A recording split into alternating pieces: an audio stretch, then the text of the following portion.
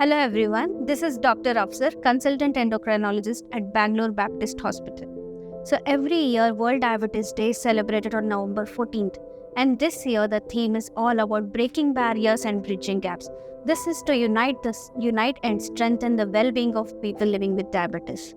This year the theme emphasizes that diabetes is not just sugars, not just complications, the treatment which we give, but also there is a lot behind it, the diabetes related stigma, the mental health, the challenges that come with it, and something which is often overlooked by everybody.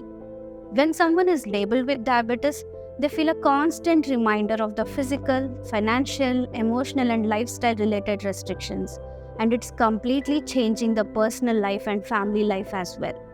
Looking at the statistics, do you know that more than 1 in 3 people experience what is called as a diabetic distress? Now, that is people who are struggling with the emotional burden of managing this condition every single day, such as frustration, sadness, guilt, and worry. And it doesn't stop just there. About 63% of people live in a fear of complications. Imagine waking up every day with that kind of fear, which significantly impacts their overall well-being. Now, in spite of all these advances we have today, about 28% of diabetics still find it challenging to remain positive and to stay optimistic. So that is a lot of people who need support, understanding, and compassion from us.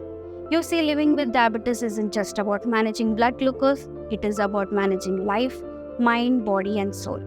So today, let's vocalize and prioritize the physical and mental challenges faced by those living with diabetes by promoting a collaborative care involving not just the healthcare providers, but family, friends, and community as a whole. Together, we can break down the stigma and barriers to encourage living their best lives. So let's make well-being a heart of diabetes care. And remember, a small act of kindness, a word of encouragement, a simple listening can make a world of difference. Stay strong, stay positive, and keep supporting each other. Thank you.